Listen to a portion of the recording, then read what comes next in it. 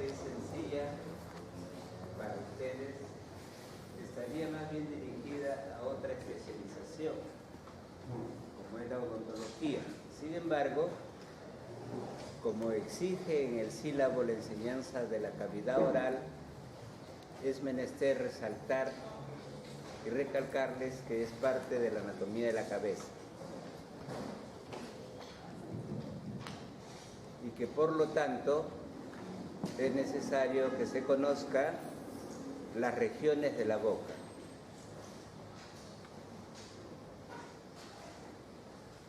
Con el nombre de cavidad oral o boca simplemente se conoce a una cavidad situada en la línea media de la cara.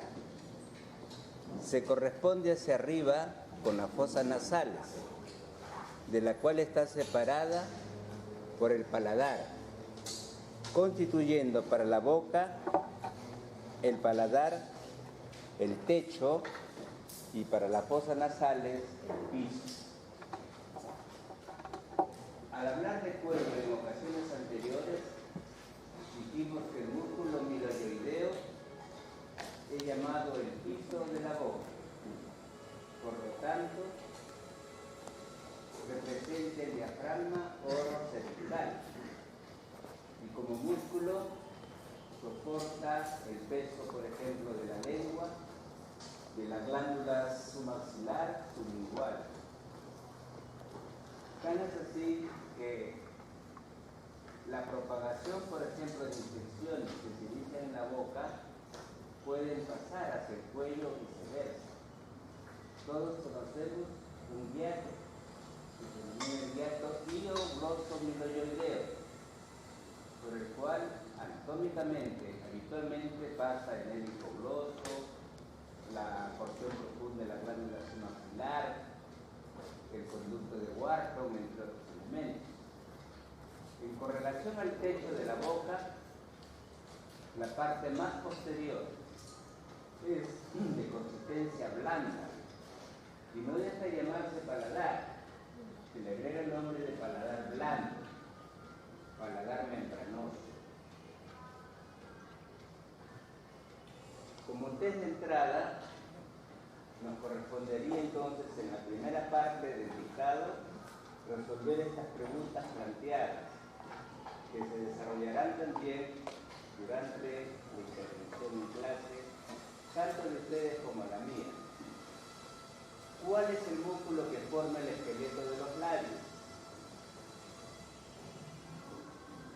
Los labios son repliegues móviles de la cara.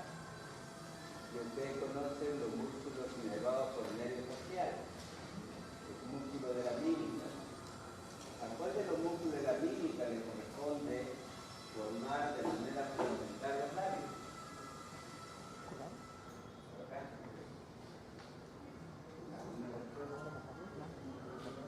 Los bebés al nacer, lo primero que buscan es el pezón de la madre.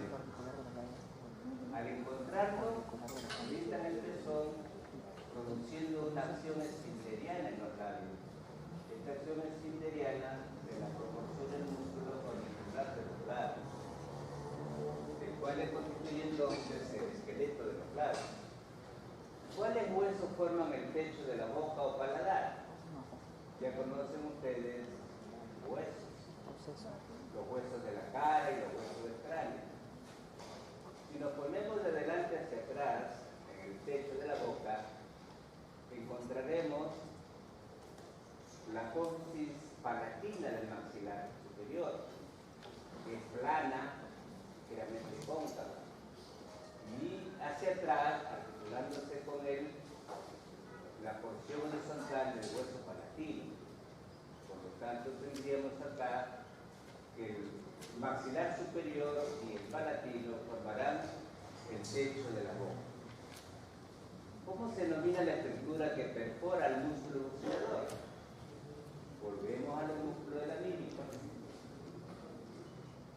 ¿A qué músculo perfora? Perdón, ¿qué estructura perfora el músculo buccinador?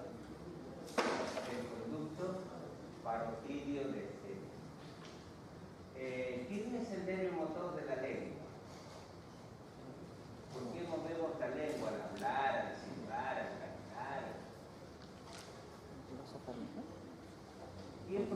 funciona la inervación a la gran mayoría de los músculos rectos, excepto un músculo que llamaremos palatogloso. ¿Sí? ¿Quién es el último nervio de la escala de los craneales? El hipogloso. ¿Cuál glándula salival descansa en el piso de la boca? Descansa totalmente allí, en el piso de la boca. La glándula sublingual. Sabemos que parcialmente la glándula submaxilar, con su prolongación profunda, está descansando en el piso de la boca. Resueltas estas cuestiones, estas interrogantes, pasamos entonces al desarrollo de la clase. Veamos. Acá podemos observar el paladar como contenido de la boca, la lengua. Acá podemos diferenciar el paladar duro, el paladar blando, las piezas dentarias, los labios, que lo vamos a desarrollar más adelante. Regiones de la boca. Dividida en dos grandes áreas, vestíbulo oral y cavidad oral propiamente dicha, aquí están las regiones de la boca. No es lo mismo decir vestíbulo que cavidad oral propiamente dicha, o boca. Boca es el codo. La cavidad oral es el lugar donde se encuentra la lengua. Es el lugar donde se encuentra la glándula sublingual. En cambio, el vestíbulo es el lugar que ocupa, por ejemplo, los dientes, la encía ojívula, los labios, las mejillas. A esto llamaremos vestíbulo. Y aquí están las regiones. Tenemos una región labial, la región de las mejillas, llamada también región geniana, donde el músculo fundamental acá es el buccinador. La región gingivo-dentaria, cuyo nombre está indicando. Estudiamos acá en conjunto la encía y el diente. La región palatina, techo de la boca, piso de la fosa nasal. La región lingual y la sublingual. La región amigdalina o tonsilar ya es ponernos en el trasparte, atrás. Ya pasamos de la boca hacia la región faríngea, a la parte más alta de la faringe que le corresponde a la nasofaringe, y la parte intermedia de la faringe le corresponde a la bucofaringe. Ese es el lugar que nos recordará siempre la ubicación de la tonsila palatina o amígdala palatina. Las tres primeras, región labial, mejillas y gingivo-dentaria, formarán el vestíbulo de la boca, la entrada. ¿Para qué sirve lo que estamos comentando? ¿Qué función cumple la boca? Para la masticación, por la presencia de los dientes. Para la insalivación, por la presencia de glándulas que drenan dentro de la boca. Por ejemplo, la parótida drena en el vestíbulo oral, cuyo conducto se abre frente a la segunda molar superior. Las glándulas sublinguales. Estas glándulas sublinguales tienen varios conductos que drenan en el suelo de la boca. La glándula submaxilar, con su conducto de Wharton, drena a los lados del frenillo de la boca, de la lengua, perdón. Fonación, lo que estoy haciendo en este instante, ¿no? Ayudamos a pronunciar las palabras. Aquí interviene no solamente la boca, sino también intervienen otras estructuras paraorales, incluso hasta los senos paranasales. Otros aspectos revelan el estado emocional. Una cara triste es una comisura caída. Una cara alegre son comisuras elevadas. Y la estética. Obviamente que las damas cuidan mucho su rostro. Todos cuidamos más. Inclusive se echa un poquito de manchita roja ahí para entusiasmar más al novio, al enamorado.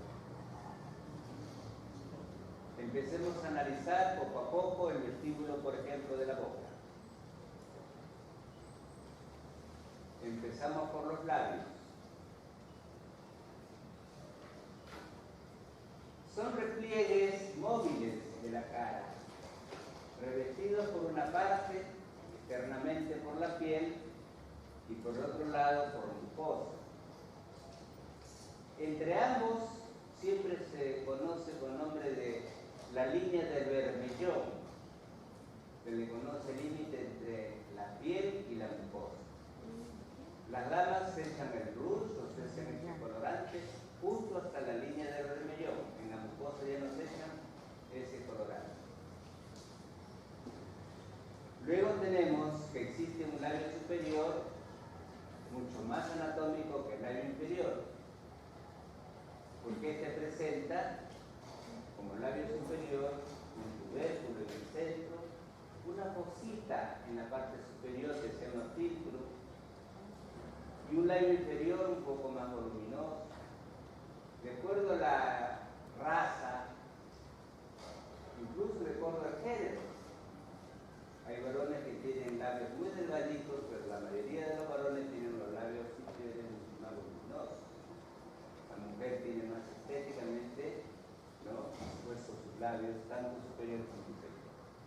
Luego tenemos la unión de los labios, se le conoce como comisuras o ángulos de la boca.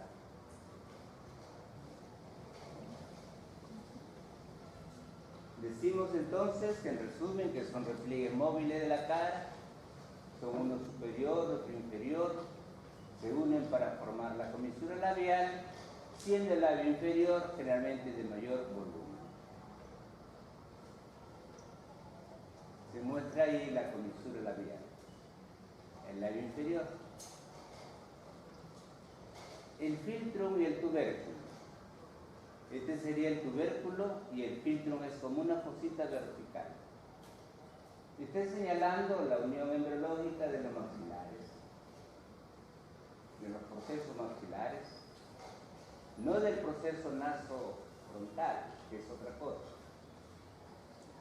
La falla en ese proceso va a determinar la presencia de un labio fisurado. Nunca, jamás se ve un labio fisurado en la línea media. Sino siempre, y ustedes han llevado embrio o están llevando embrio, se pone la paralínea media, o sea, fuera de la línea media aparece siempre un labio fisurado. Según la edad y el sexo, los labios presentan características peculiares. Obviamente que en los niños serán más pequeños, más delgados, en la mujer igualmente, en la raza negra realmente son más voluminosos aún cuando usan aditamentos, unas grandes argollas, unas monedas grandotas, o se hace importante acá un fierro de 4 o 5 kilos. Dicen que el mayor volumen del labio inferior en ciertos lugares es autoridad, es signo de autoridad y nobleza. Menos mal que yo me vine a tiempo de eso. En los planos anatómicos de los labios encontramos 5 planos. Acá podemos observar que se ha retirado la piel, el tejido celular subcutáneo, se ha dejado el músculo con los vasos y nervios. Acá contemplamos la mucosa y las glándulas labiales, que son glándulas salivarias menores y cuyo contenido lo vierten directamente en el vestíbulo oral. Las glándulas salivares, llamadas labiales, vierten su contenido directamente. Acá tenemos el corte clásico del labio, incluye el diente. Este es el surco gingival, separa el diente del labio. Y acá encontramos los planos del diente, del labio, piel, músculo, su mucosa, glándulas, bien, directamente hacia el vestíbulo. Hacia el vestíbulo. Este es el famoso surco vestibular o gingivo labial. Entonces, estos son los planos que ya ustedes probablemente hayan avanzado en cuanto al músculo orbicular de los labios. En cuanto a la arteria también, ya probablemente han descubierto en su disección las arterias coronarias, superior e inferior, rama sexta de la facial. Y finalmente la mucosa. La mucosa labial forma parte de la mucosa integral de toda la boca. Es parte de la mucosa oral.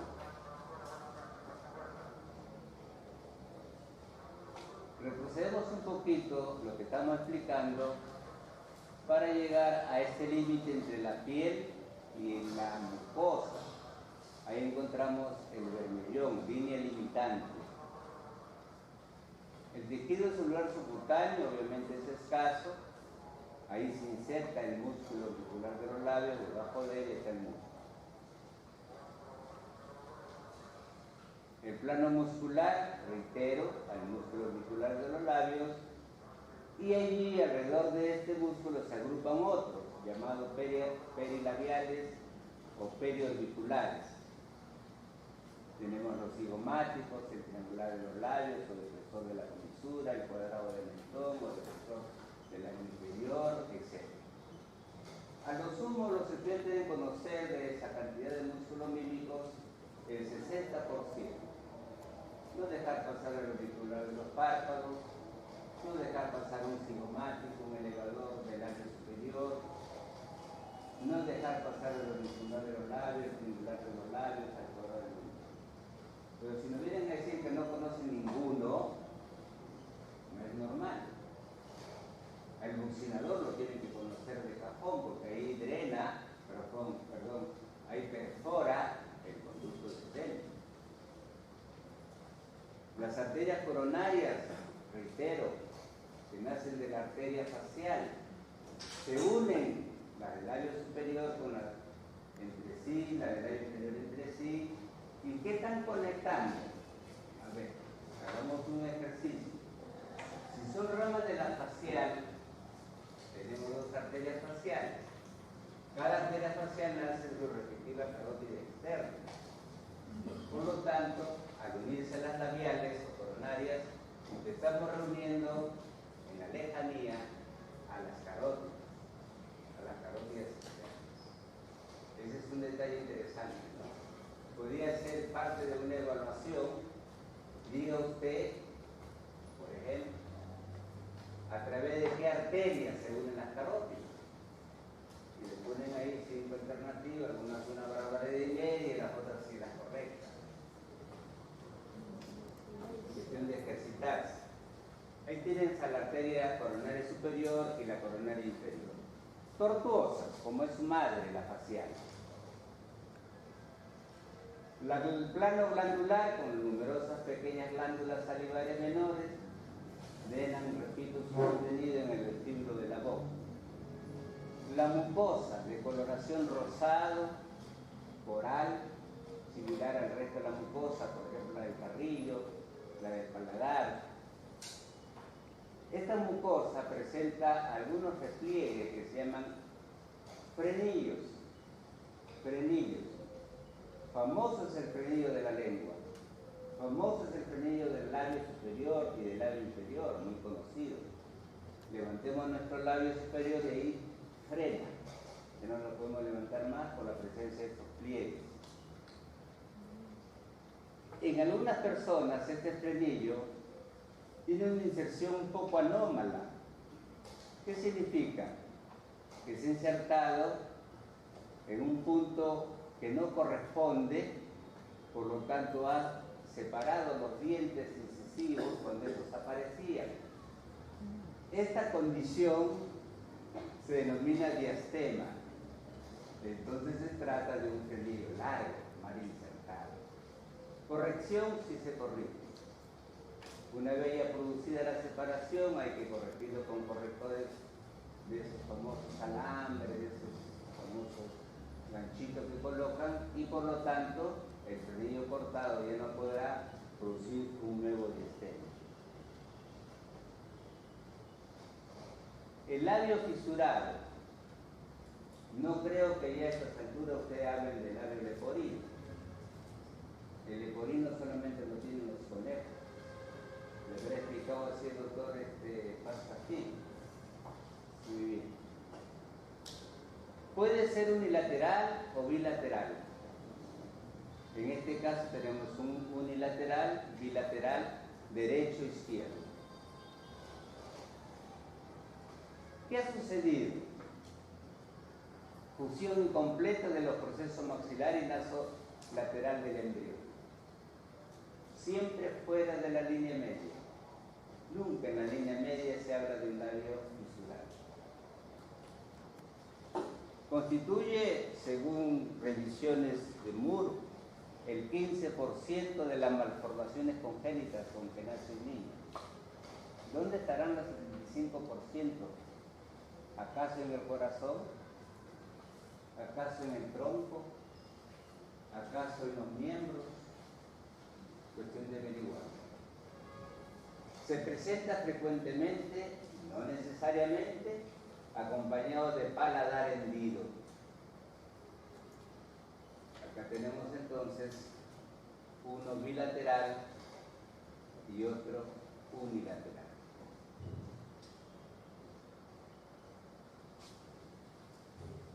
En la comisura labial suelen presentarse a unos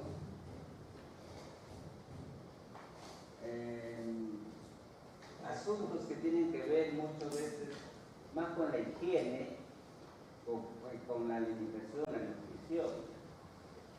Siempre que vamos a un lugar que no es nuestra casa, limpiemos bien esos cubiertos, aunque les dicen que ya están bien limpiecitos, limpiémoslo bien. No voy a hacer que una bacteria de una persona pase a ti. Otros lo asocian con una vitaminosis. Otros lo asocian con una malnutrición. Ojo, ya no se dice desnutrición, sino malnutrición. Se trata de la queilitis o queilosis, una lesión dolorosa, sangrante, que puede agregarse una infección ahí sobrecargada, una secundaria infección. Realmente también por falta de higiene.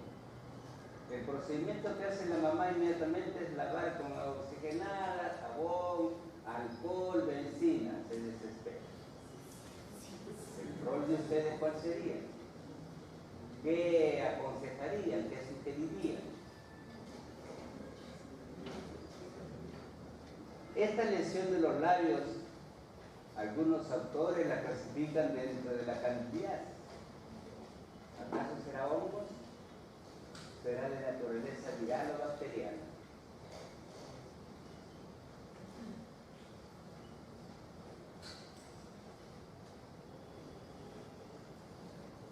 La candidiasis por micosis es muy frecuente y realmente tiene un sector en el que aparece en la infancia,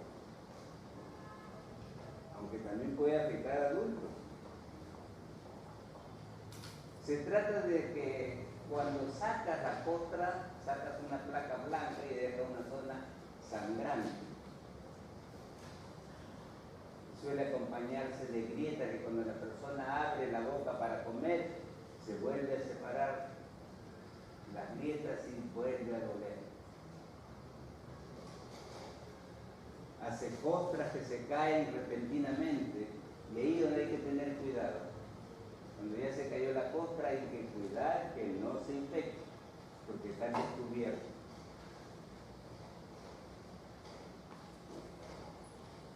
Entonces estas son las presentaciones de la queilitis o queilosis.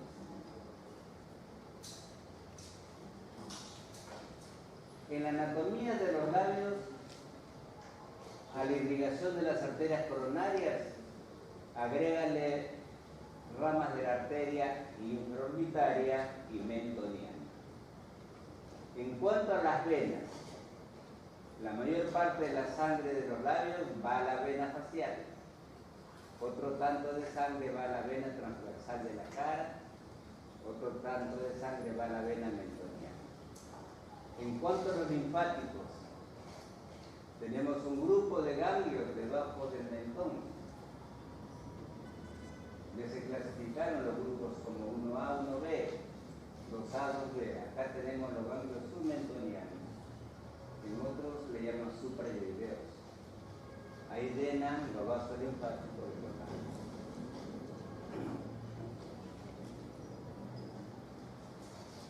Como hay un músculo acá, hay también piel y mucosa. Separemos las cosas.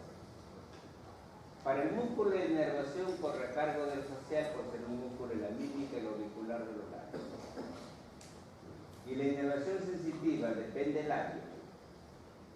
Si hay una herida en el labio superior y hay que suturar, contemplo el nervio infraorbitario para anestesiarlo o bloquearlo.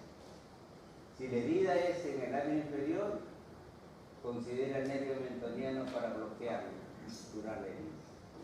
¿Con eso qué te quiero decir?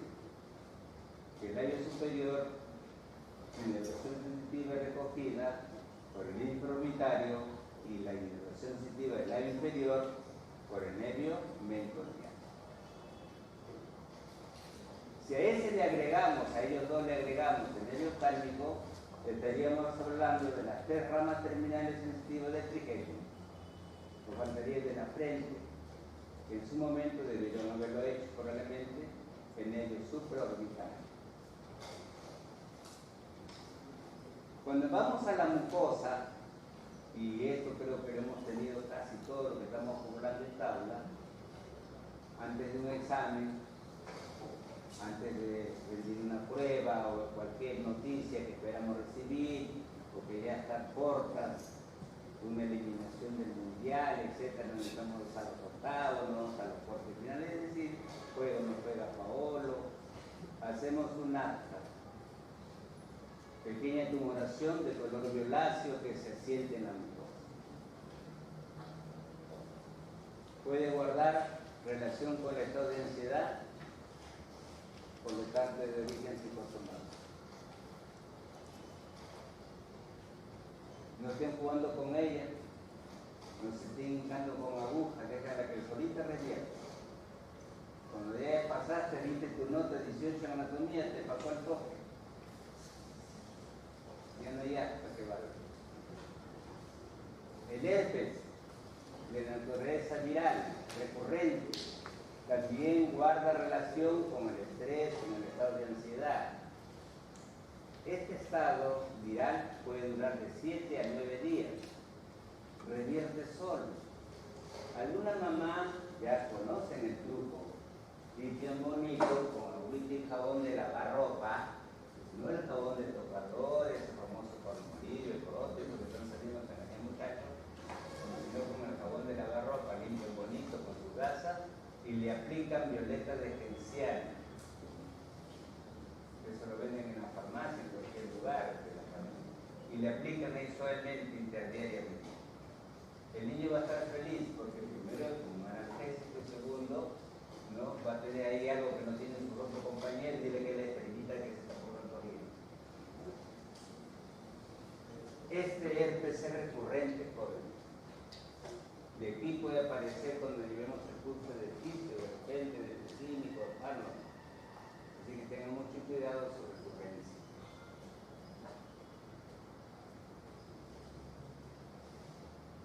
Esta es otra cosa, este es el cáncer labial. Peligrosa enfermedad que se asienta en los labios. Principalmente tiene predilección por el labio inferior, cerca de la comisura.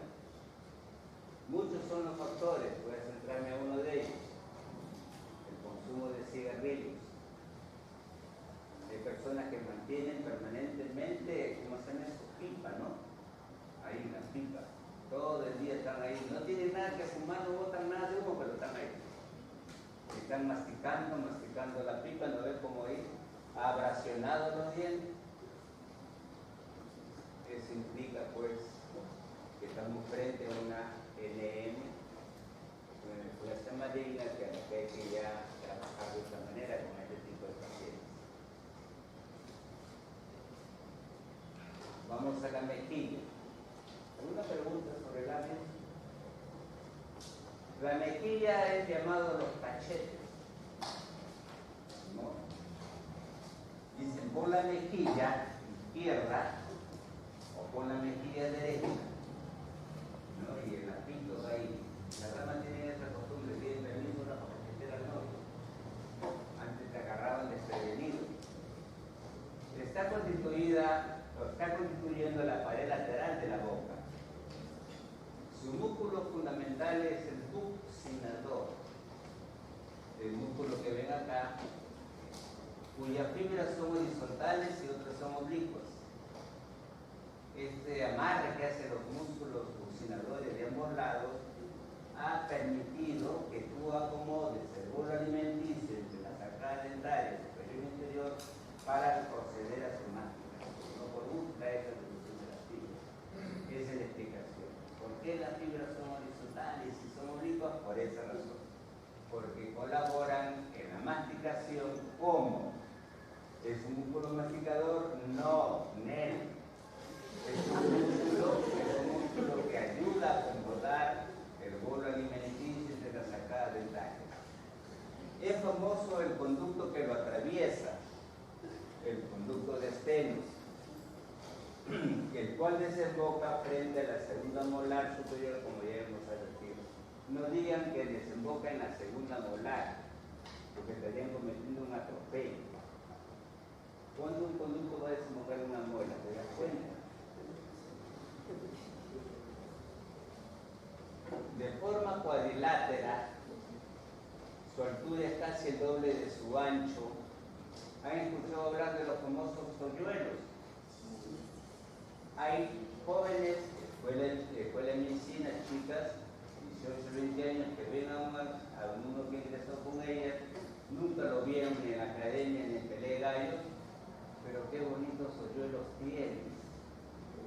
Ahora explícale lo siguiente, ¿por qué tiene sus hoyuelos?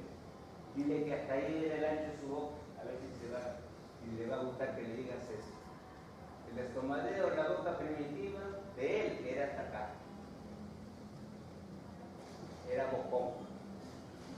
Ya nadie le va a gustar que le digan que esos hoyuelos es el rezago del ancho de su boca, ¿no? Simplemente aprécialo nomás como tal y díganle diciendo que le queda bonito.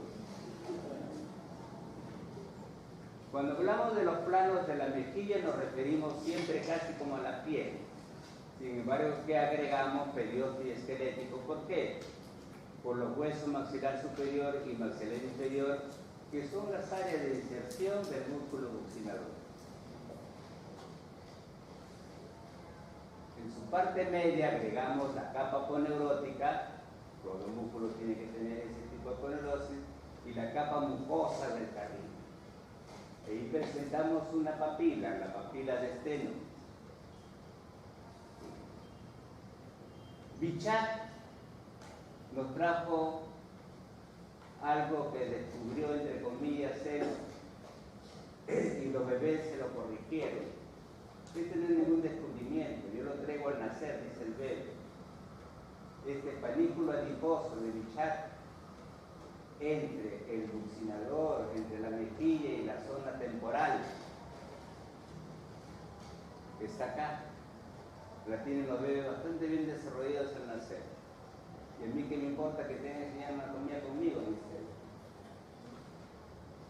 Entonces, este bebé nos está sirviendo como una muestra gráfica de que la bola adiposa de Bichat es mucho más desarrollada en el niño, en el bebé. Y después va bajando de dimensiones.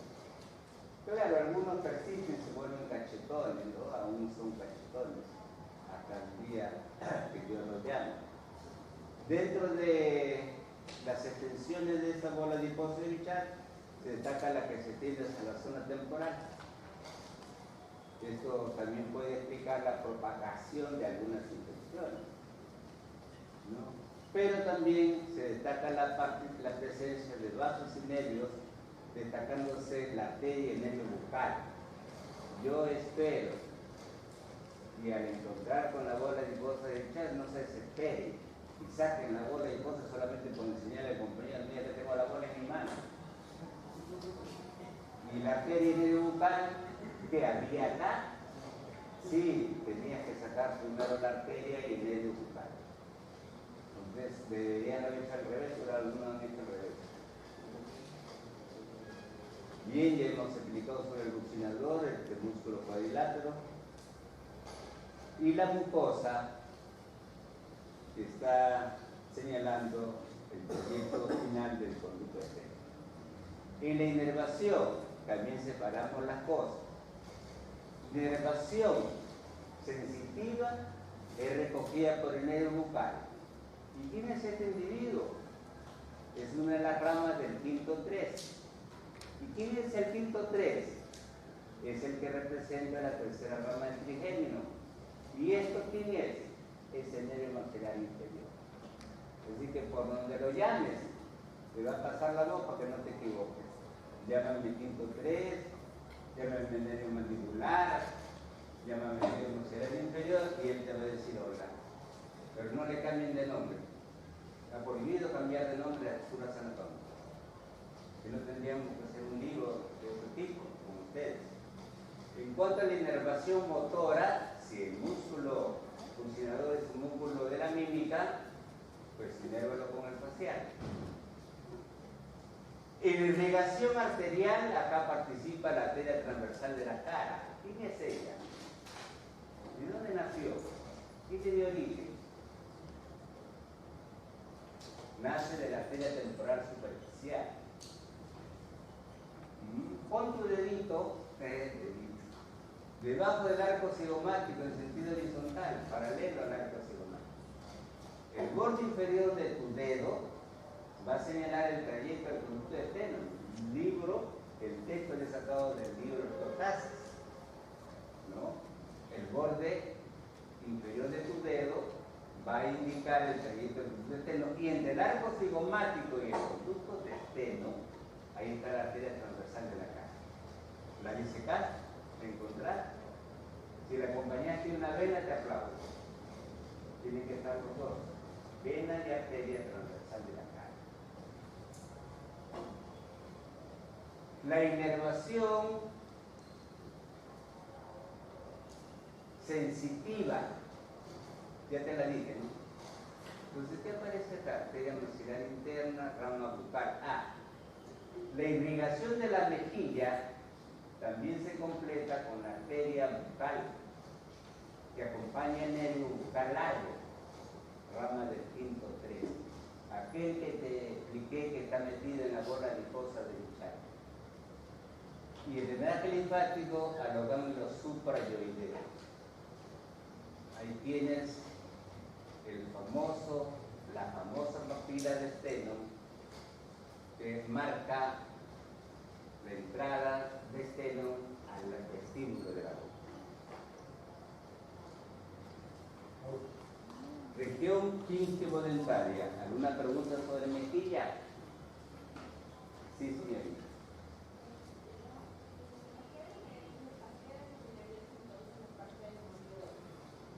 ¿A qué? Yo le puede traducir a alguien en voz alta.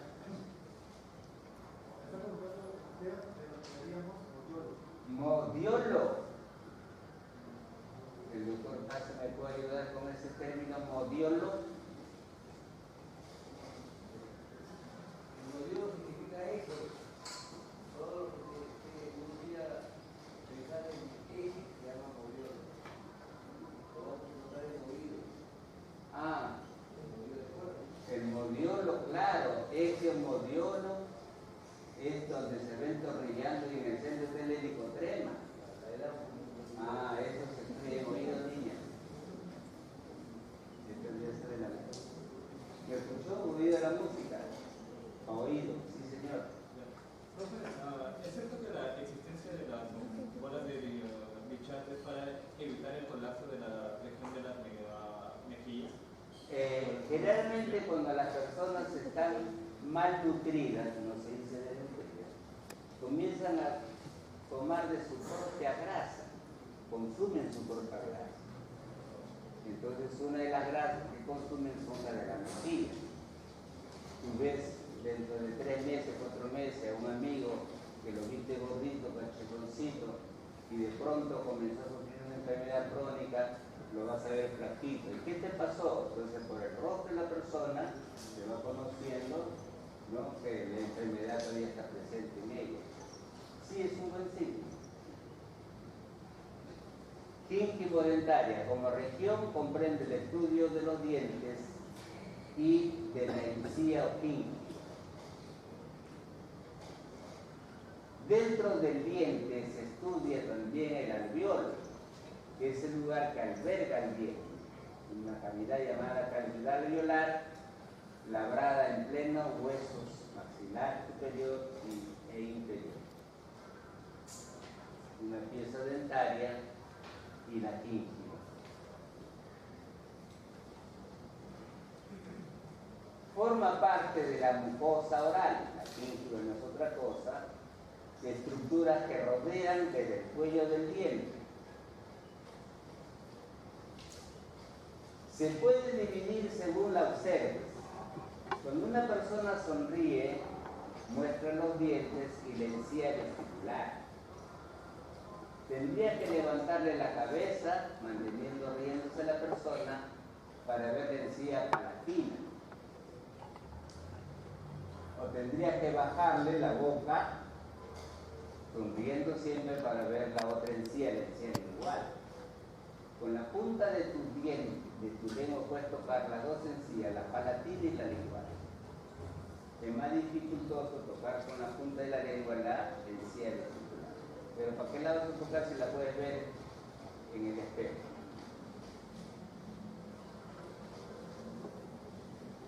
Anatómicamente la dividen así.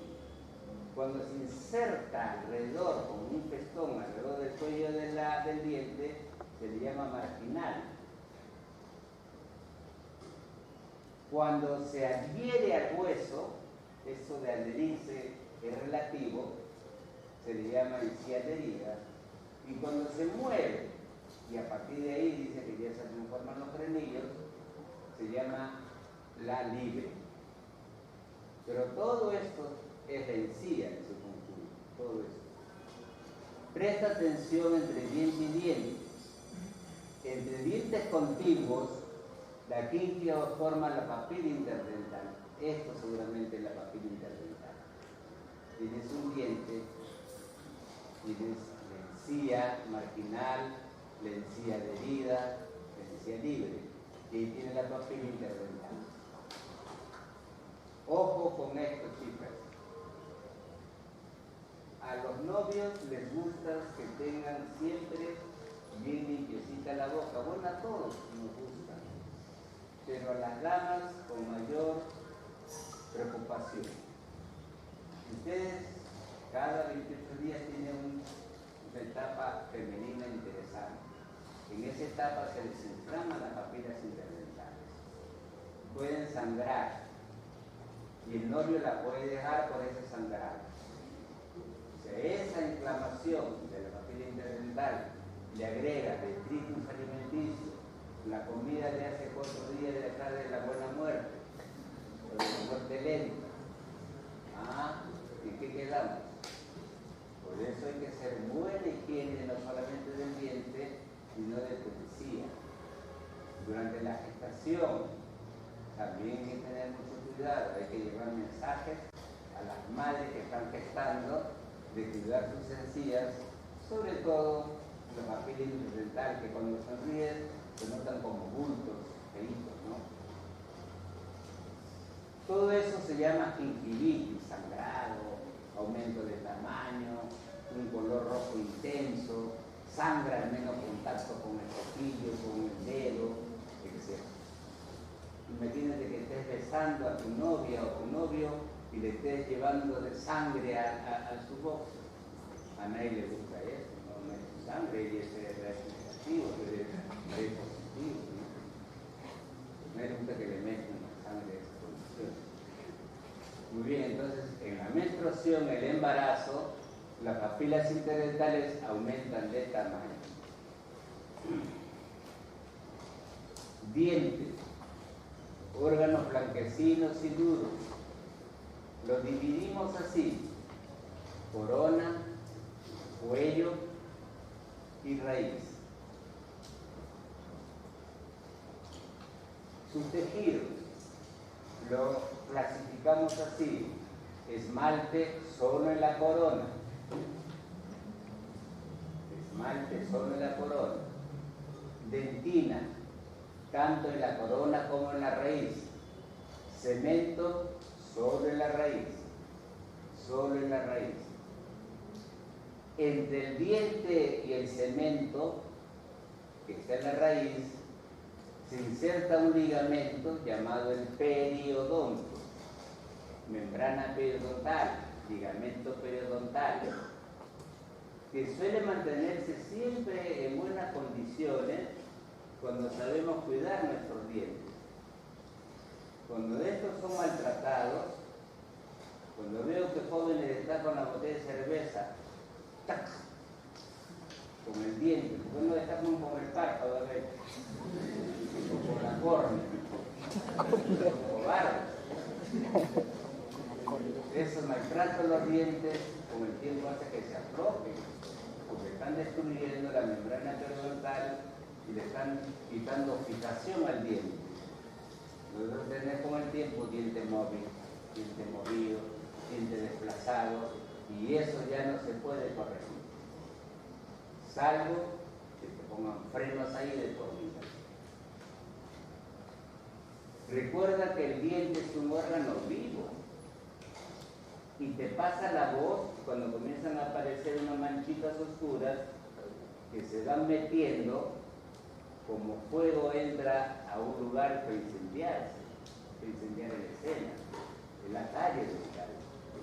Una enfermedad común, crónica, que la sufre el 99% de la humanidad. En esas condiciones, siendo un órgano vivo, recibe inervación, irrigación, tiene su drenaje linfático. Todos ellos entran por el ápice, que es un orificio en la punta de la raíz, hasta alcanzar la cámara pulpar. Ahí está el lugar que ocupa el banco. Ahí está enredadito, el medio, la arteria, etc. Cuando el esmalte es afectado, se afecta la dentina, porque los canalículos dentinarios llevan el germen, llevan la bacteria, llevan el microorganismo hacia la cámara pulpar. Y en la medida que van precipitando, hay gérmenes, microorganismos, bacterias, etc., se va dañando el banco. Va muriendo poquito a poco, pasito a pasito, como dice la canción, hasta alcanzar destruir el diente. Eso se resuelve, pero no lo dejen a ese nivel. Prevengan.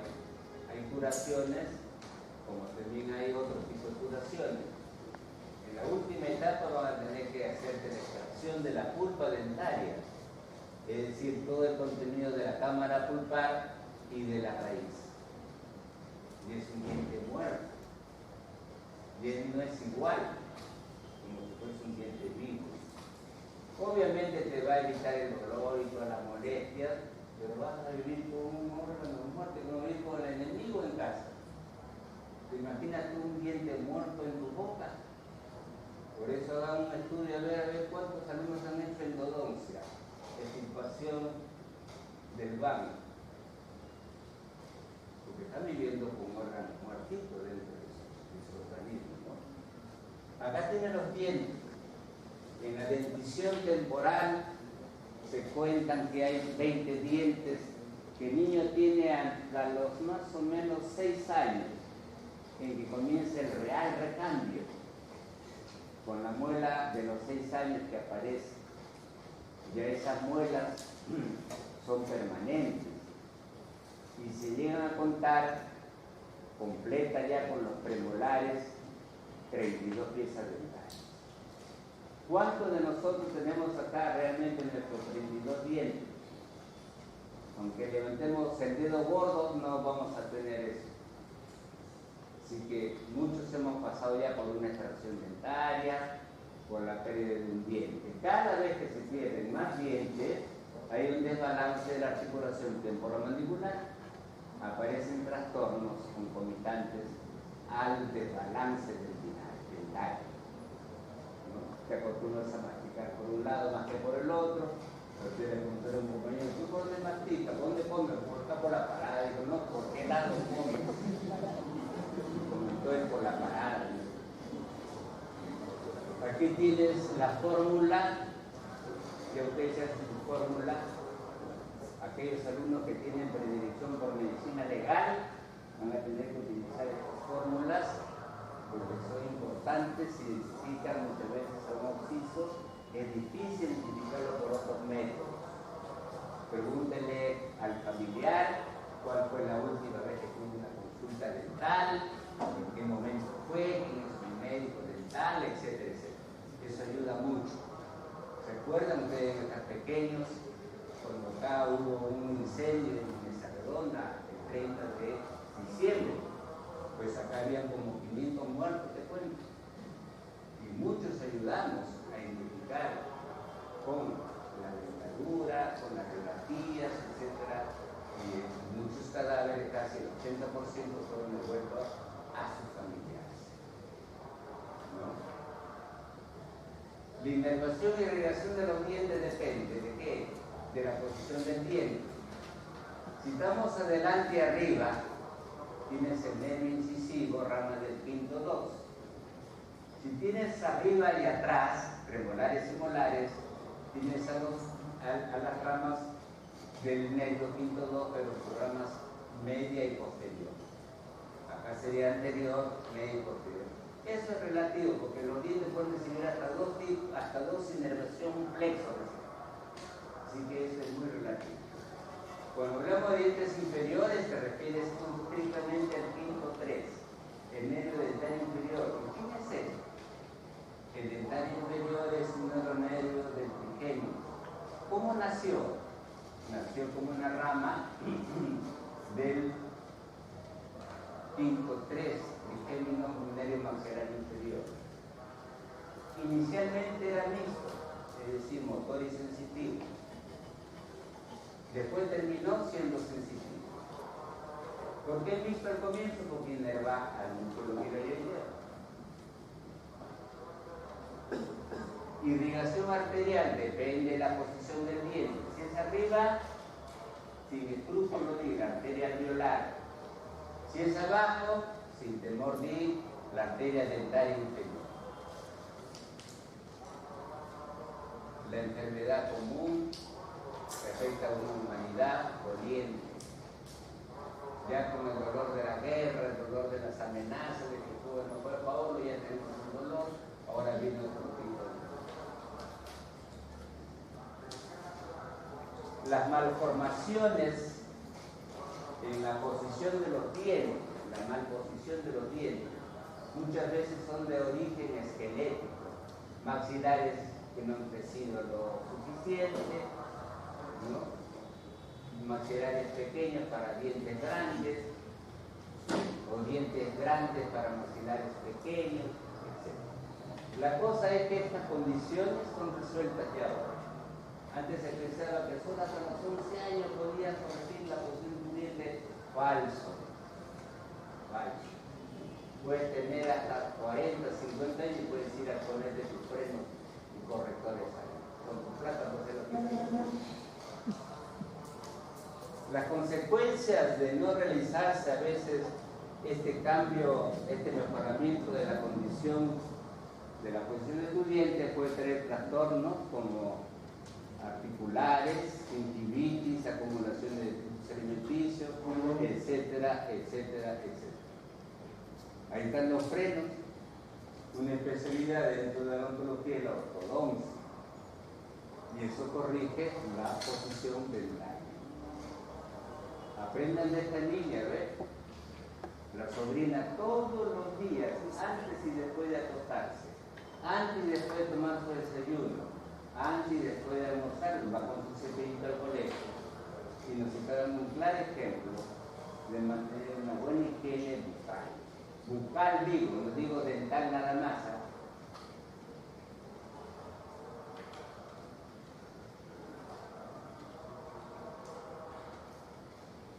Bueno, ustedes tienen la respuesta ya mental.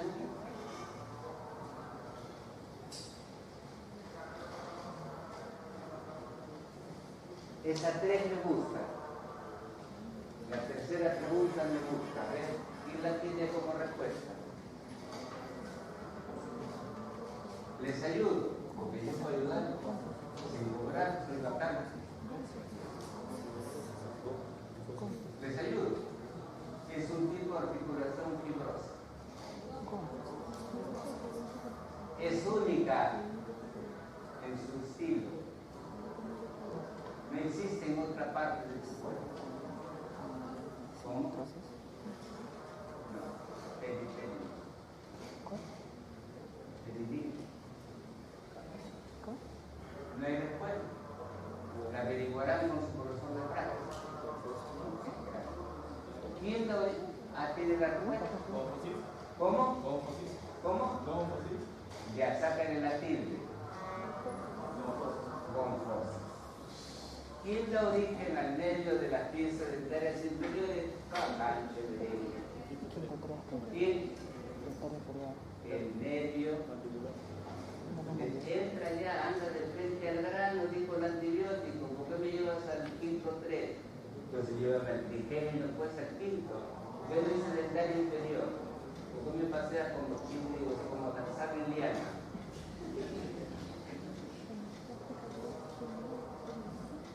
Y ya pues más sencillo que enseñar anatomía en el colegio Perú, no brasileño. Continuamos. La región palatina, techo de la boca, piso de las fosas nasales. ¿Qué hueso la forman? Por interrogante al entrar a clase.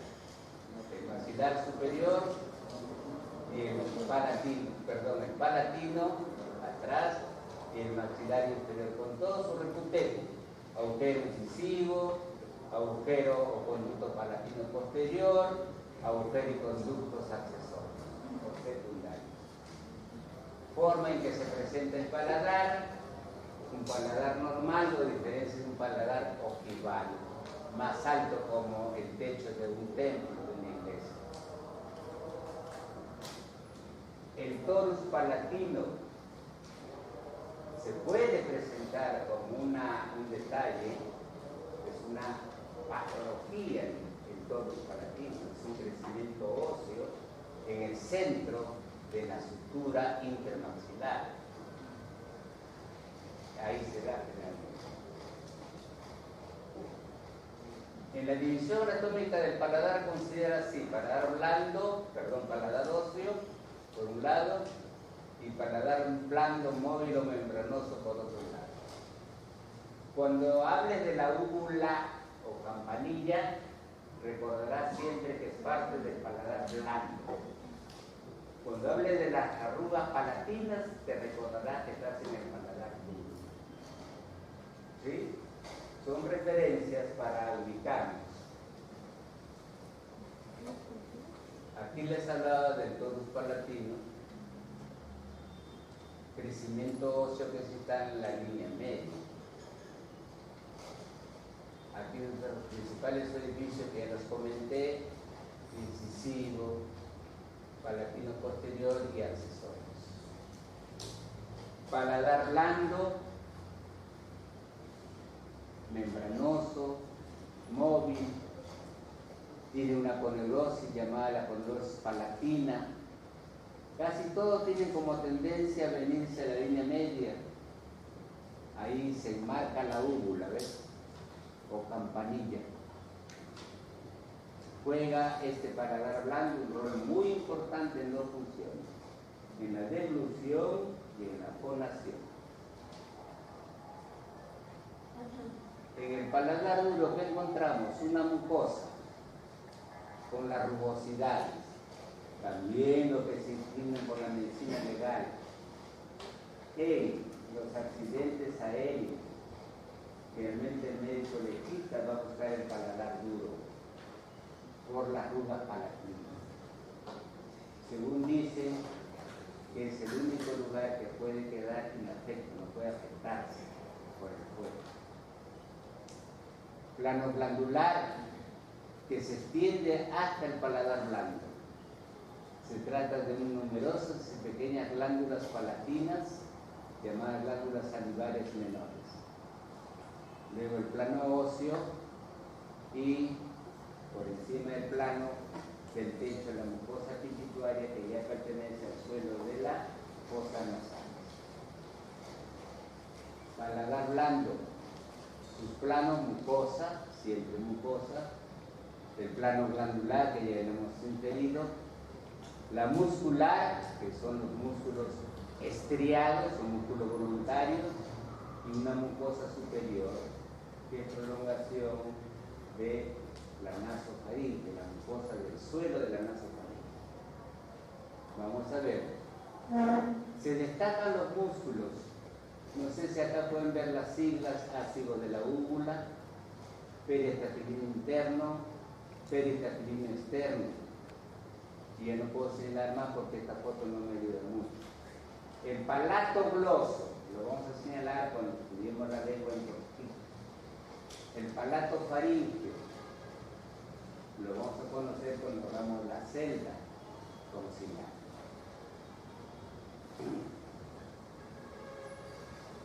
A estos músculos, palato y gloso y palato faríngeo, desde ahora ya vayan cambiando de nombre. Para con la celda tonsilar, celda que alberga la amígdala palatina, a ese músculo palato gloso le llaman pilar anterior, y al palato faríngeo le llamamos pilar posterior. De la celda amigdalina, y tienes los vasos y medios del paladar húmedo. ¿A quiénes corresponde? Puede ser claro. El nervio es rama del quinto 2 y se llama nervio palatino anterior o mayor. Recoge inervación sensitiva, pero también inervación gustativa. Recuerden que hay botones gustativos en el paladar, no papila gustativa, sino botones gustativos. Esa información gustativa es prestada del nervio facial, no es del quinto 2. Del quinto 2 son las fibras sensitivas, las fibras ordinarias. Ustedes van a conocer un núcleo gustativo en el bulbo raquídeo, entonces esperen, acá la explicación va a ir pasito a pasito, como dice la cancioncita. Ahí tiene la representación, ¿ven? En la inervación sensitiva el quinto 2, a mayor escala.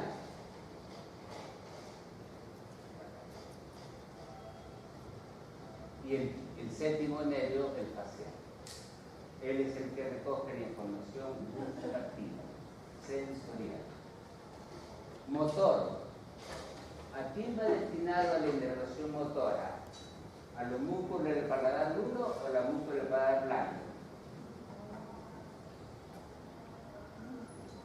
¿A quién va dirigida la inervación motora? ¿A los músculos del paladar duro o a los músculos del paladar blando? Corrígeme, está mal planteada mi pregunta. Corrígeme, está mal planteada mi enunciado. No hay músculo en el paladar duro, así que profesor, disculpe usted, está expresándose mal, no tiene usted esa fortaleza de enlace. Ustedes son contestatarios. ¿Qué pasa ahora? Le he planteado profesamente mal la pregunta. En el paladar duro no hay músculo. Los músculos del paladar blando, se dice así, lo que acabamos de mencionar, como periestafilino externo, ácido de la úvula, periestafilino interno, palato faríngeo, son músculos inervados por el plexo faríngeo, una reunión de fibras motoras procedentes de los nervios del gloso faríngeo y del neumo gástrico, de un núcleo llamado núcleo antiguo. Pero es el único músculo inervado por el hipogloso, es el palato gloso. Él es el único músculo del paladar blando inervado por este pequeño músculo. Ahora bien, el periestafilino interno es elevador del velo del paladar. Y el peritactilino externo es tensor del velo del paladar. Así que saque usted su propia conclusión. ¿En qué circunstancias está tenso el paladar? Blando, obviamente. ¿En qué circunstancias está elevado el paladar simplemente? Regiones sublingual y lingual. La región sublingual y la región lingual debe su nombre a la presencia de la lengua y a esa glándula, no aparece acá la glándula, que llamaremos glándula sublingual.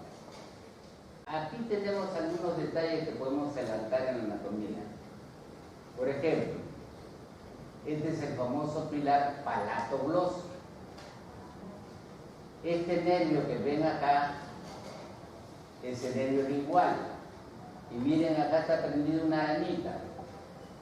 Esa arañita es un ganglio parasimpático craneal que se llama el ganglio submandibular. Es un ganglio parasimpático craneal. Si ustedes sacan su cuenta desde que empezaron a escuchar de los famosos ganglios parasimpáticos, yo no sé si han hecho ojo, entonces ya conocen el ganglio de Willis, el ganglio tálico, y hicieron cosas cigomáticas, entonces ya conocieron el ganglio óptico, la fosa arteriomaxilar conocieron, entonces ya escucharon hablar del ganglio pterigopalatino de Meckel. Este es el otro. Este es el ganglio submandibular. Póngale nombre, un nombre de la promoción, porque está sin nombre, es NN. Cualquiera póngale su nombre y mándale el de copia y antes que te roben el nombre. Acá tienes venas, venas. Las venas linguales. Y entre las venas linguales, la arteria lingual. Prestigiosa arteria encargada de irrigar no solo a la lengua, que le da nombre, sino en su trayecto va a irrigar a la glándula sublingual, a los músculos perilinguales, etc. El músculo que recibe a la lengua sobre la cual reposa a la glándula sublingual es nada menos que este ya conocido por ustedes, el miloioideo. Y aquí están las estructuras que descansan en el piso de la boca. Aparte de la lengua, tiene la glándula sublingual y la glándula submaxilar. ¿Pero qué parte de la glándula submaxilar? La prolongación profunda de la glándula submaxilar, además de su conducto de Watt. Cuando levantas la lengua y observas el suelo de la boca, esa es la región sublingual, puedes ver que tiene un aspecto más o menos triangular, con el frenillo separando los dos triángulos. Acá está el frenillo lingual y acá están las dos zonas triangulares. Acá puedes observar la posición que ocupa la arteria, la vena, el nervio. Eso se puede ver haciendo un levante de la punta de la lengua. Levanta la punta de la lengua y lo observa. Inclusive en ti, levántalo delante del espejo y lo que ves como trayecto azulino, esa es tu vena.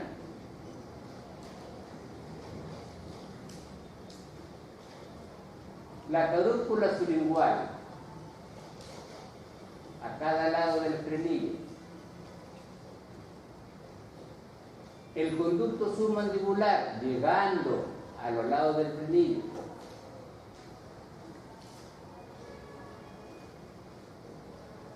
El pliegue sublingual, la elevación de la glándula. Pequeña elevación que hace la glándula sublingual es el pliegue sublingual. Y los orificios de la glándula, múltiples orificios de la glándula sublingual. Por ahí se destaca uno que figura en los textos, Rivini, lo que se llama. Yo no lo conozco, yo no conocí el Rivini. Por eso no me oso decirlo, no puedo asegurar que existe en ese momento. Pero lo cierto es que esta cadúcula y este pliegue sí existe. La glándula sublingual se destaca entre las tres por estar en el suelo de la boca. Sabemos que la parodia está por fuera, la glándula submaxilar parcialmente en la boca y fuera de la boca, pero ella está dentro de la boca, dentro de del suelo, encima del suelo de la boca. Tiene como irrigación a la arteria sublingual, rama de la arteria lingual. Acá tiene su característica en su tamaño, su aspecto, peso, etc.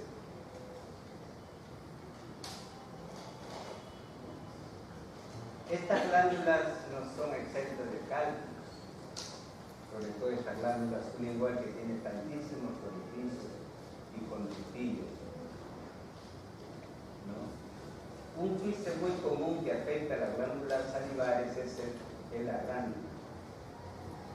El color azulino se destaca acá. No usa guante, ¿no?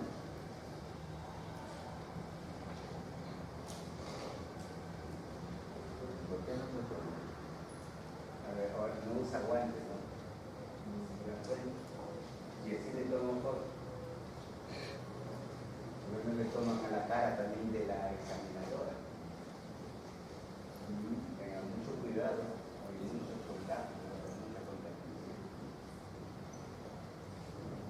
Ahí tienen vasos y nervios entre las arterias, la lingual, entre los nervios el hipogloso. Está el nervio hipogloso.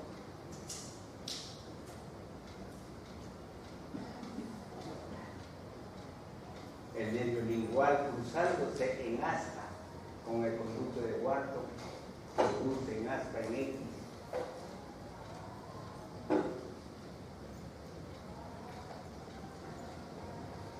No sé si advirtieron la presencia del glosofaringio. Acá arriba baja un nervio hasta la base de la lengua. Ese es el trayecto del hipogloso. Pero acá arriba baja un nervio hacia la base de la lengua. Lo voy a describir ya al final de la clase como un nervio que atraviesa el centro concilar.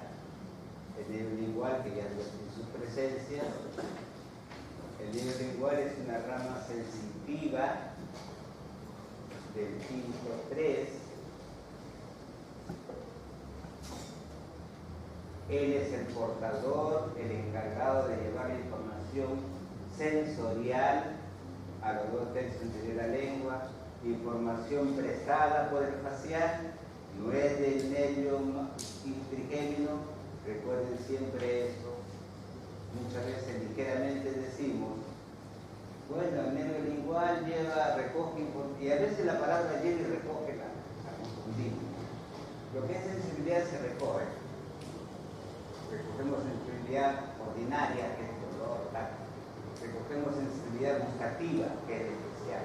Y en este caso el lingual incorpora en sus fibras información del facial, del núcleo gustativo.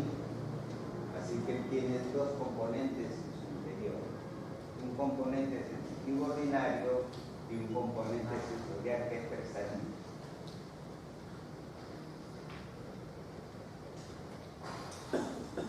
El otro componente es el parasimpático. Con el nervio lingual llegó a comprenderse por qué secretan las glándulas sublingual y submaxilar.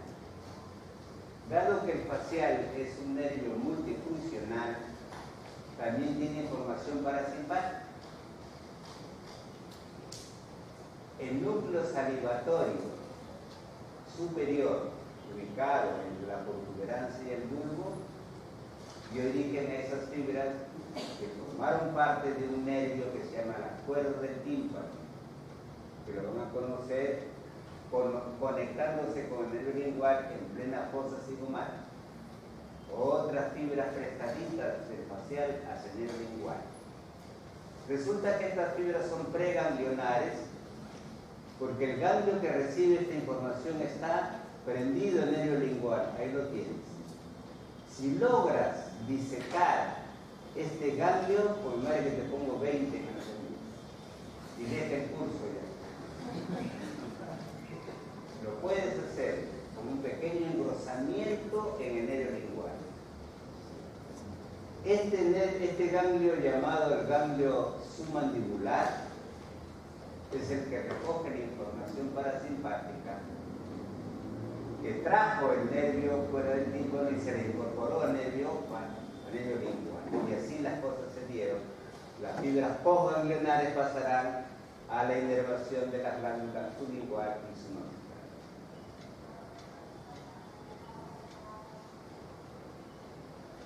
Allá anterior estaba el detalle, acá está la proyección de las fibras.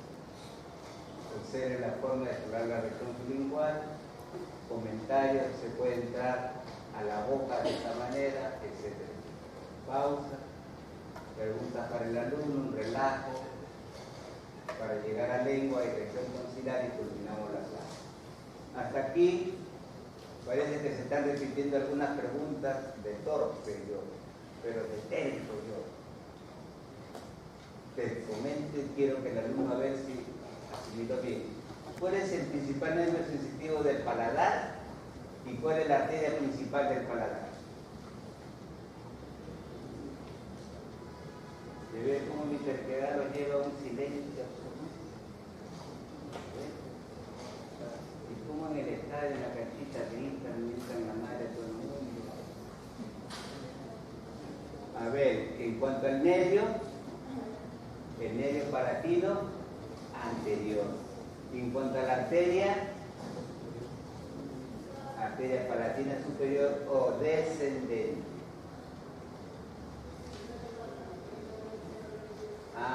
Tienes el músculo tensor del velo del paladar. Este músculo va a formar parte del paladar membranoso, paladar blando, ¿verdad? Y tiene inervación. El músculo tensor del velo del paladar es el periestafilino externo y es inervado por el quinto 3, por una rama del quinto 3. Igual como va a ser inervado un musculito que nada tiene que ver con la masticación, que es el músculo del martillo también. Y qué casualidad, los dos son tensores, como porque el alumno no lo recuerden siempre. Tensor del velo, tensor de la membrana timpánica. Los dos inervados por el quinto 3. ¿Y cómo se denomina el relieve que forma la glándula sublingual en el piso de la boca? Yo me la estoy tocando con la puntita de la lengua, la boca es mío.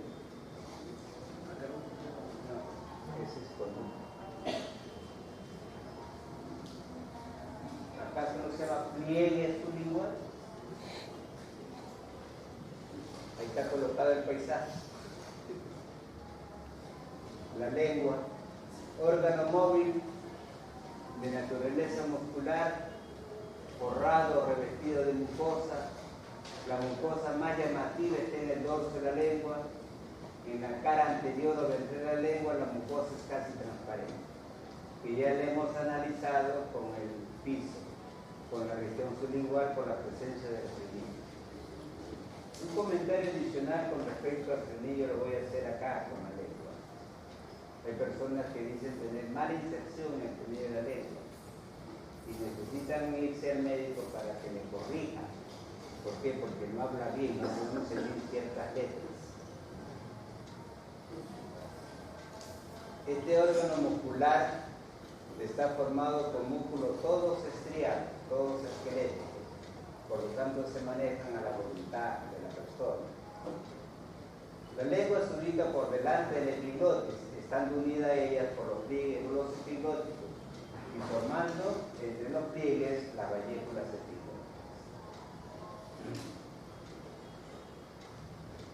Presenta base, cuerpo, bordes y la punta vértice.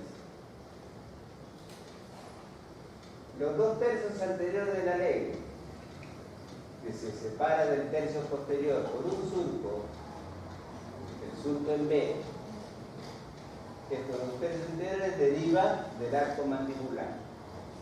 Y el tercio posterior de la lengua deriva del arco faríngeo. Esto es embriología. Pero acá podemos observar un detalle que es el orificio ciego. Es también embriología, pero el comentario es que eso representa el conducto tirogroso, por donde descendió la glándula tiroides.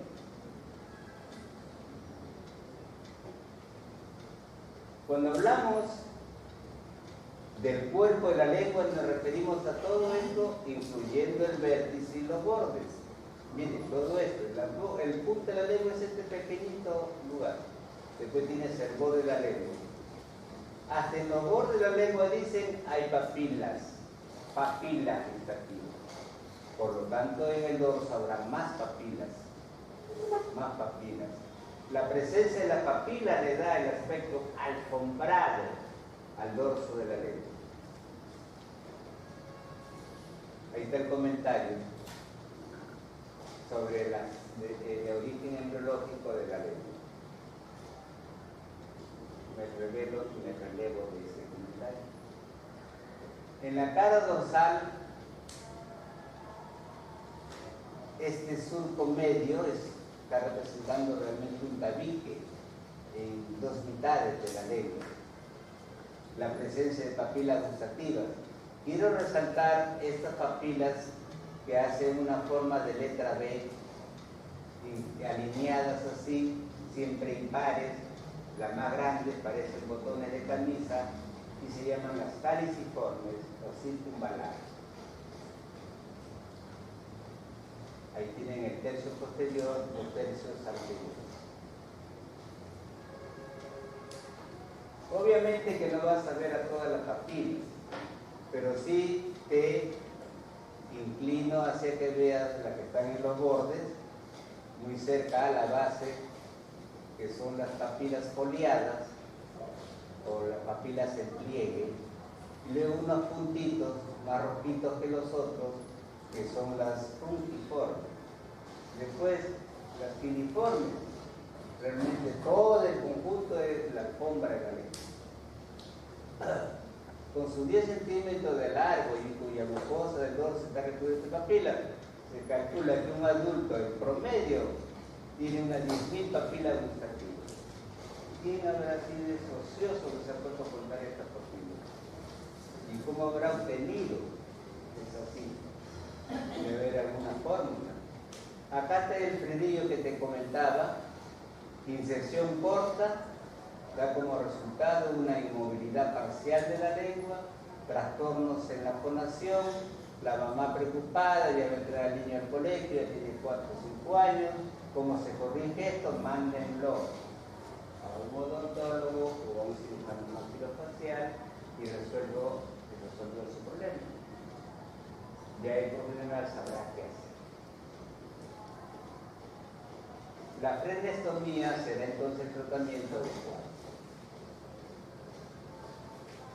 Músculos, clasifícalo así: extrínsecos e intrínsecos.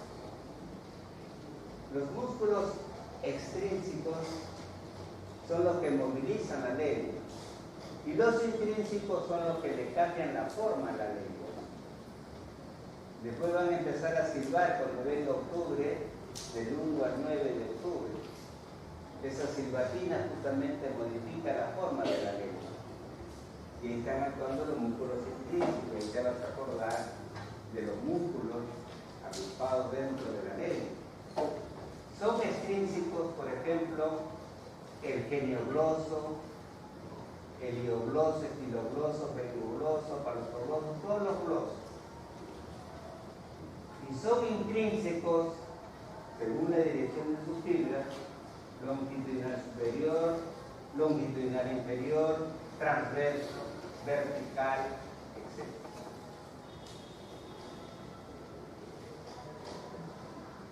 Ahí están saliendo siglas: G, GG, geniogloso, el geniogloso, HG, una fórmula química. ¿Qué es así que? Iogloso. Eje, estilo gloso. ¿Qué dice arriba? PG, palato gloso. Y ya se fueron todos. Ok. De todos ellos, el iogloso es interesante, porque realmente, cuando lo conocimos, empezamos a conocerlo como un músculo superior. ¿Recuerdan ustedes? Era un músculo superior. Y yo les prometí que con la lengua se iba a conocer mejor. Es el que lleva la lengua, la base de la lengua hacia atrás, y trata de levantar la punta de la lengua para que el alimento termine de pasar por la otra. Ahí están los músculos intrínsecos que cambian la forma de la lengua: longitudinal superior, longitudinal inferior, vertical, transversal, etc. Hay dos lenguas, la mitad derecha y la mitad izquierda, con sus respectivos vasos sanguíneos. Ahí está el hiato y ogloso en el delindeo. La arteria lingual, con dos venas que la acompañan, una superficial y otra profunda, una delgada y otra más gruesa, drenan ambas en la vena yugular interna. Y la arteria lingual, que nació de la arteria carótida externa. Es recordar y nomás, recordar. En cuanto al drenaje linfático, sí es interesante.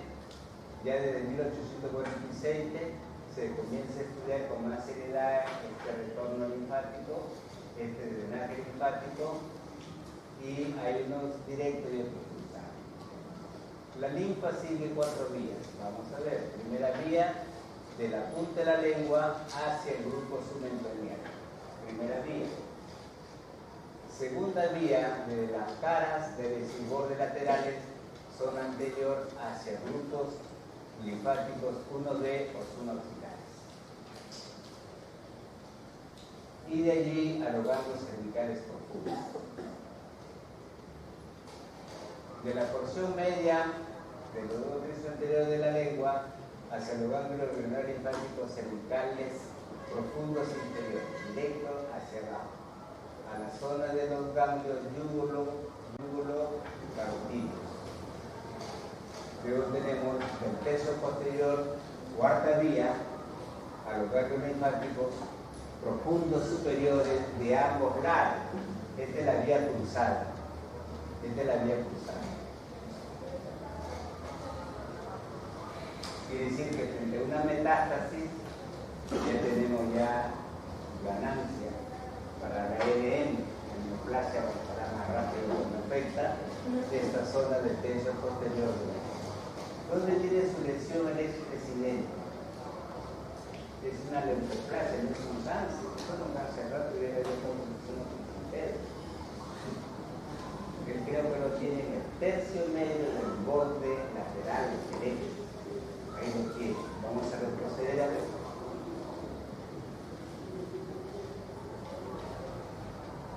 Aquí debe estar. Ahí debe estar su lesión. Por lo tanto, habría que revisar si están tomando estos ganglios.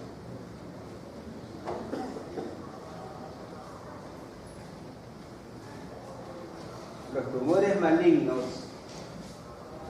del tercio posterior de la lengua hacen metástasis en los ganglios linfáticos cervicales profundos superiores de ambos lados, vía cruzada.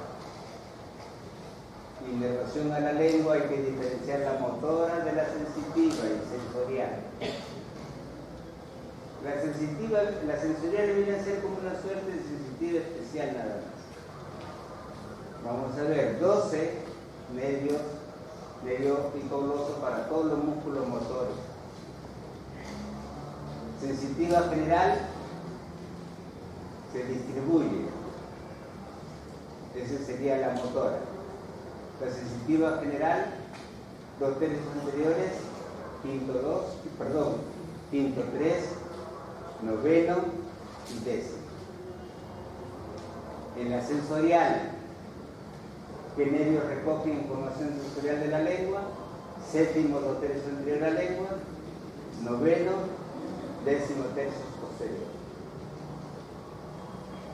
El hipogloso, al inervar la mayoría de los músculos de la lengua, se caracteriza entonces porque su lesión ocasiona parálisis de la lengua. El plexo faríngeo solo inervará al músculo palatogloso. La lesión del hipogloso, ya lo conversé, ¿no? Producirá una desviación de la lengua, dificultad para hablar y la deglución. Desviación de la lengua será la forma de probar que hay desviación progresiva.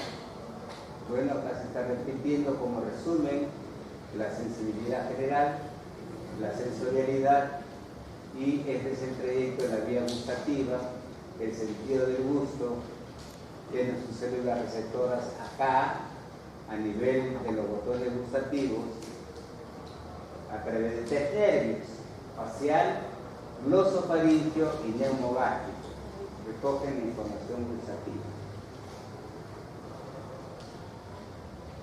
A veces gusto y olfato se confunden ya con el paso de los años.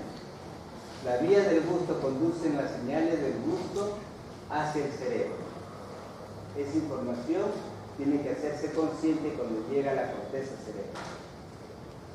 Para esto se requiere conocer primero neuroanatomía de lo que es el bulbo raquídeo, de lo que es la protuberancia anular, y me atrevo entonces solamente a quedarme acá.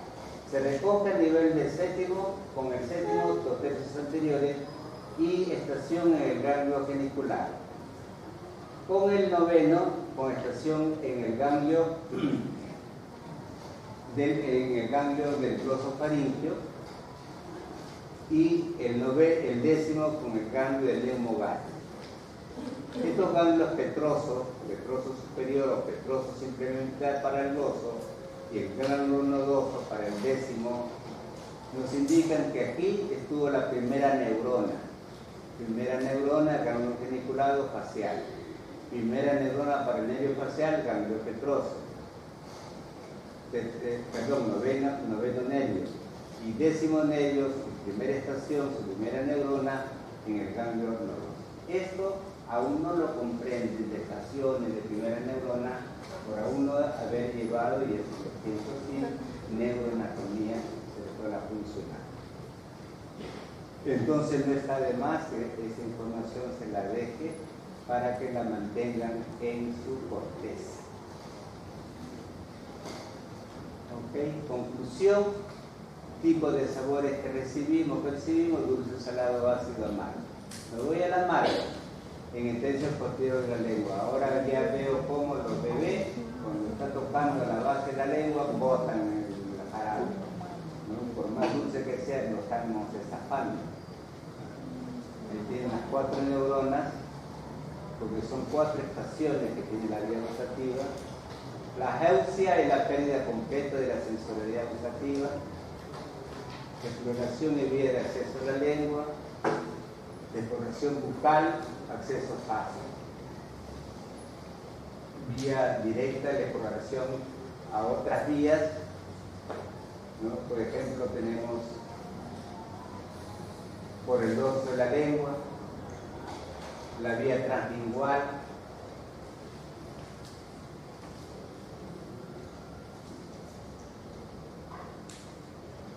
la vía transmaxilar y la vía del suelo de la boca, y la última sería una vía transglioidea, acceso a la lengua.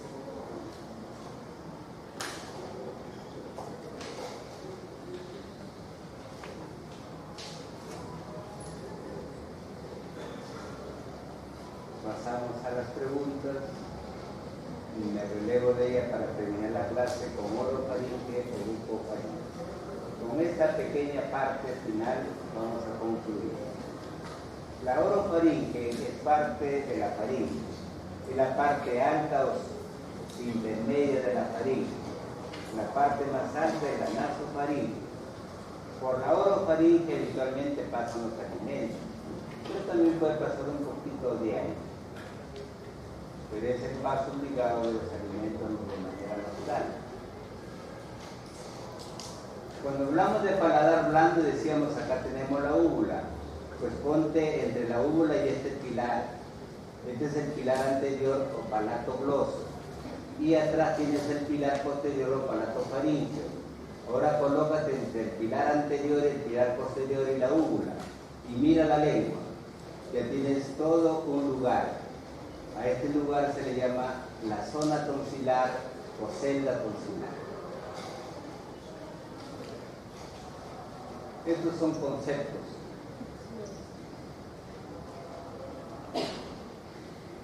Es el istmo de la fauce, la entrada a la bucofaringe, es el lugar que ocupa la amígdala o tonsila palatina,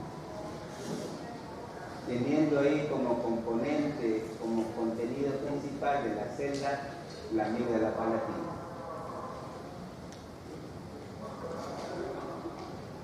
Esta es una etapa de la deglución que ocurre entre la boca, la bucofaringe, el esófago y finalmente a la fase constituyente del esófago. En cuanto a la anatomía de la región tonsilar o amigdalina, la región de la amígdala palatina suele llamarse, situada en la bucofaringe, es decir, detrás de la boca.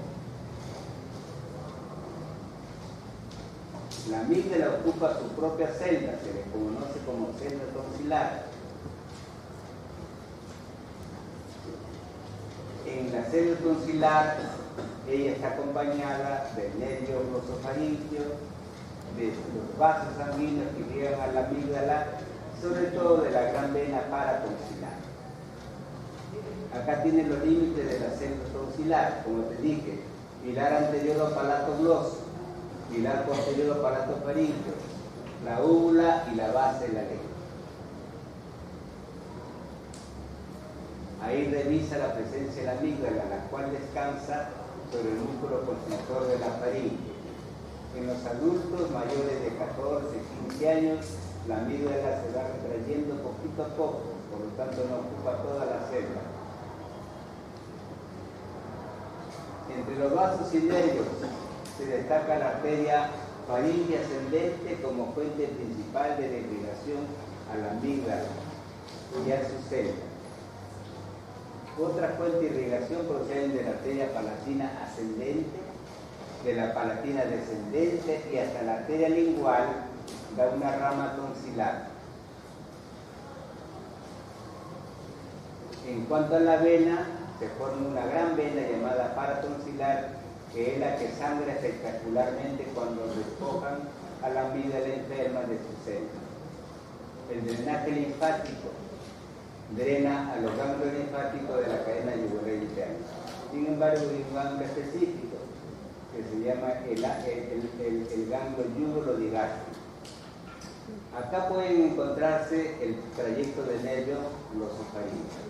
Acá está la gran vena tonsilar y acá están las arterias que irrigan tanto a la celda como a la amígdala propiamente.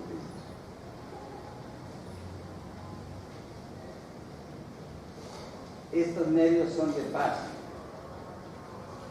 Formarán el plexo faríngeo para los músculos que inervan a los músculos faríngeos circulares. Woldeyer nos dijo que en cierta ocasión, en cierta edad, hay una forma de defenderse, sobre todo en los lactantes y en los recién nacidos, ¿no? Donde hay presencia de cuerpos linfoides, llámase la amígdala de Luska en el techo de la faringe, la amígdala de Herlas en la fosita de los engules detrás de la lineación tubárica, en la amígdala tonsilar misma, la tonsila palatina y la amígdala lingual. Y a toda ella la encerró con vasos y habló de su anillo, famoso anillo de Woldeyer. La amigdalitis, sin embargo, es un proceso que afecta generalmente a niños pequeños. Se ocupa más que nada de los niños y adolescentes. No le hace caso ya a los viejos la amigdalitis.